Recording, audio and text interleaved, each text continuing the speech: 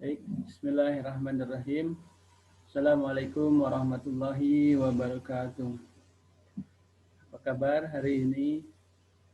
Baik, adik-adik mahasiswa dan mahasiswi pada semester 4. Selamat bertemu kembali dengan mata kuliah Manajemen Perbankan. Puji dan syukur kita selalu sama-sama panjatkan kehadirat Allah Subhanahu wa taala yang senantiasa melimpahkan rahmat, taufik, hidayah serta inayahnya kepada kita semua sehingga pada hari ini kita bisa berkumpul dan dipertemukan dalam suasana pembelajaran virtual ya dengan menggunakan aplikasi Zoom. Cuma hari ini memang Zoom-nya sudah dibuat terlebih dahulu dan partisipan yang hadir juga cuma seorang, saya sendiri. Kemudian pemberian atau proses pembelajaran ini kita upload di YouTube dan mudah-mudahan adik-adik mahasiswa semester 4 pada mata kuliah manajemen perbankan ini bisa menyimak, memperhatikan, kemudian juga memahami serta lebih jauh bisa mengaplikasikannya ya, baik di saat-saat sekarang ini melalui perkembangan dunia perbankan maupun kelak pada saat Anda terserap di dunia perbankan baik konvensional maupun syariah. Sholawat serta salam semoga tetap tercurah ruah kepada junjungan kita Habibana wa Nabiyana Muhammad Sallallahu Alaihi Wasallam, baginda Rasulullah, Nabi kita semua yang tidak akan ada Nabi setelah beliau. Mudah-mudahan kita selalu mendapatkan hidayah untuk melaksanakan seluruh sunnah-sunnahnya dan mudah-mudahan pula kelak kita mendapatkan syafaat di yaumil akhir nanti. Baik adik-adik mahasiswa dan mahasiswi semester 4 pada mata kuliah manajemen perbankan. Pada pertemuan kedua ini ya, atau mungkin juga di pertemuan pertama kita sudah memberikan penjelasan tentang rencana pembelajaran semester selama satu semester genap ini. Termasuk pada pertemuan kedua ini materi yang kita bahas adalah tentang perbankan. Nah, kemarin kita pernah memberikan sebuah atau suatu penjelasan tentang referensi buku. Nah, ini ada referensi buku yang kebetulan penulisnya karya dari kita atau lebih jelasnya ini tulisan saya sendiri dan di STIE 11 April Sumedang memang dihimbau referensi yang wajib digunakan ini kita wajib menggunakan karya tulis atau pemikiran dari dosen internal kita. Salah satunya ini. Jadi referensi ini bisa Anda gunakan dan wajib Anda punya karena nanti ada tugas-tugas juga di dalamnya. Salah satunya membuatkan resensi ya. Ada buku ini ya. Mungkin juga ini menjadi hasil pada ujian akhir semester bisa saja meresensi. Jadi ini wajib Anda miliki dan buku ini bisa Anda miliki di perpustakaan atau di koperasi mahasiswa ya. Di koperasi mahasiswa silahkan kalaupun habis di sana atau penjaganya di Kopma ini secara atau pada saat COVID ini tidak standby tiap hari ya. Kalau tidak salah bukanya hanya Senin dan Kamis.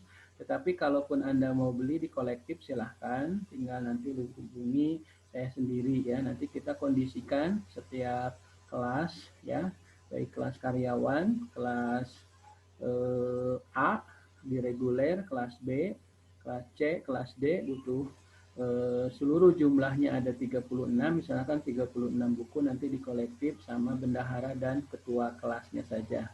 Dan nanti bisa menghubungi langsung Kopma ataupun Bapak sendiri, silahkan ya. Karena beberapa tugas memang ada di dalam buku ini ya.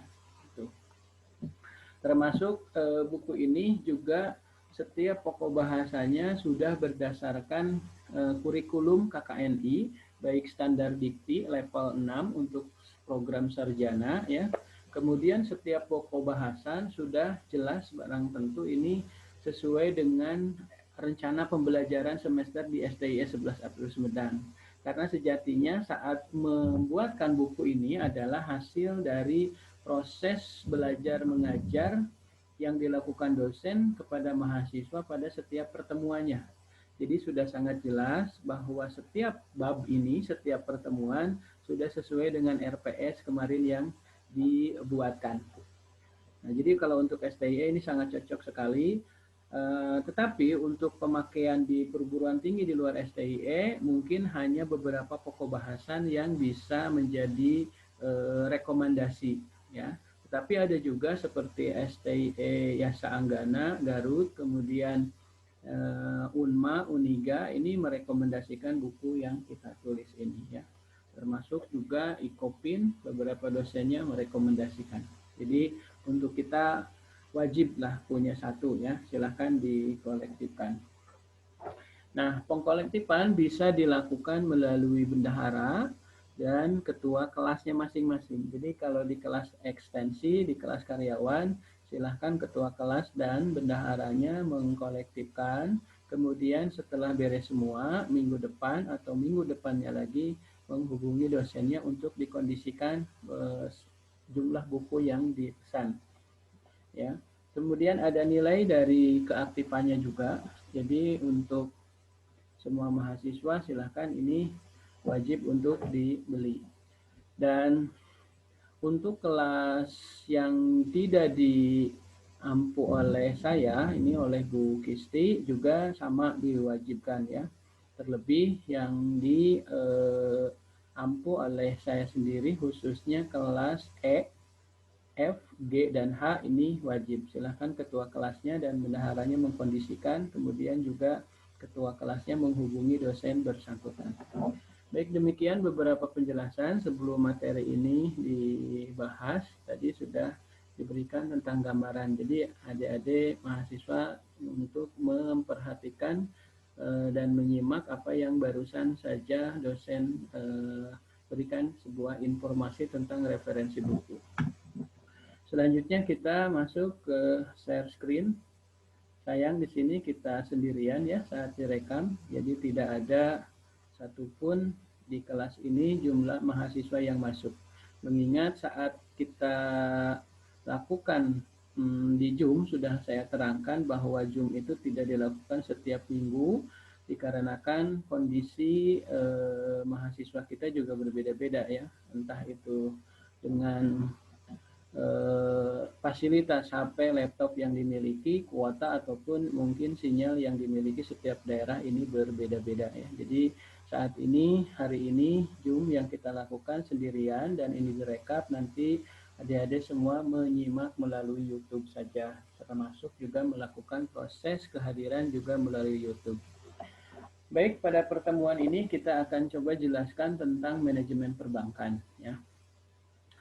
Adik-adik tentu sudah mendapatkan penjelasan tentang apa itu manajemen, ya. Mungkin masih ingat, silahkan yang mau berargumen. Ya, kita tidak, karena ini tidak sinkron, ya, kita tidak bisa meminta pendapat secara langsung, ya. Apa itu manajemen? Fungsi-fungsi manajemen jelas ini harus sudah paham, dan saya percaya adik-adik sudah memahami dan masih ingat, ya, fungsi manajemen. Yang ada yang bilang 6, ada yang bilang 4, ada juga yang bilang 7. Tetapi memang fungsi manajemen yang umum gitu, ya, itu ada 4. Biasa adik-adik menyebutnya dengan POAK, ya, POAK. POAK P yang pertama adalah planning, kemudian organizing, kemudian actuating, dan fungsi dari pengontrolan. Nah, 4 fungsi manajemen ini selalu dilakukan setiap manusia, baik dalam berorganisasi, di tempat pekerjaan, ya, maupun di keluarga, di rumah, setiap kepanitiaan, dan di diri sendiri. Pasti, ya, manajemen ini. Kalau di diri sendiri mungkin manajemen diri, ya, manajemen diri sendiri. Kemudian kalau di keluarga, manajemen keluarga. Jadi ilmu manajemen itu fleksibel di semua bidang, ya. Kalau memang kerjanya di perusahaan, itu pasti manajemen perusahaan. Kalau di Pemda, ya manajemen kepemerintahan daerahan. dan tidak akan luput dari manajemen SDM, manajemen keuangan, manajemen operasional, manajemen pemasaran, dan manajemen strategi. Jadi semua tinggal dikonversi aja, tergantung bidang pekerjaan dan bidang organisasi dan bidang tempat yang Anda diami dan Anda lakukan posisi pekerjaan ini. Begitu. Baik, untuk fungsi manajemen kita tadi udah review beberapa ya, termasuk juga fungsi-fungsi manajemen. Jadi jangan lupa planning itu harus. Kalau di Pemda mungkin selalu ada RPJMD, rencana pembangunan jangka menengah ya. Nah, ini juga bagian dari manajemen planning ya. Kalau di perusahaan suka ada namanya Renstra, rencana strategis. Nah, ini juga bagian dari fungsi manajemen yang pertama yang disebut dengan planning. Nanti manajemennya tergantung. Kalau di manajemen perusahaan juga, kalau manajemen SDM itu juga sama, diawali dengan fungsi yang pertama planning. Dalam manajemen SDM jelas berarti planning yang SDM ya, planning SDM tentang berapa tahun ini misalkan kebutuhan pegawai yang ditambah, berapa yang akan pensiun, berapa yang akan resign. Kemudian dilakukan job analysis dalam planning itu, kebutuhan untuk tenaga kerja bidang apa yang dibutuhkan. Misalnya untuk satpam nambah 2, untuk back office nambah 3, untuk frontliner nambah 4. Nah, jumlah kebutuhan ini ada di planning. Dan proses membuatkan planning dalam job analisis ini ya disebut dengan job analisis ya, analisis job. Gitu. Biasanya tiap departemen melakukan job analisis dan melakukan sebuah planning SDM. Nah, nanti HRD di bagian pusat akan mengkonsolidasi bila ini kaitannya dengan manajemen SDM. Acting-nya ya jelas nanti dari mulai perekrutan, seleksi, dan lain sebagainya. Jika kita bicara manajemen perbankan, ya jelas berarti fungsi-fungsi manajemen dari mulai planning, organizing, acting, dan controlling tentang fungsi-fungsi perbankan gitu. Jadi ilmu manajemen itu fleksibel, bisa masuk kemanapun gitu. Termasuk dalam pembenahan manajemen hati itu dari mulai planning, oh bagaimana hati ini supaya selalu bersih, supaya tidak kotor. Nah, ini juga manajemen sama. Jadi ilmu manajemen seperti yang saya katakan di pertemuan pertama ini lebih fleksibel. Jika Anda mengelola tanaman hias, sebut saja misalkan ya tanaman hias ya, itu kan ada manajemennya, planningnya misalkan. Oh saya ini planningnya memelihara misalkan jenis glow atau jenis yang lainnya sekian. Nah itu kan ada planning. Jadi selalu ada manajemen di situ ya. Gitu. Nah, kaitannya hari ini kita bicara manajemen perbankan. Kenapa tadi harus review dulu ke tentang manajemen? Karena selain persyaratan mengikuti perkuliahan manajemen perbankan itu harus sudah lulus pengantar manajemen, jelas ya. Karena di sini banyak fungsi-fungsi manajemen yang dilakukan.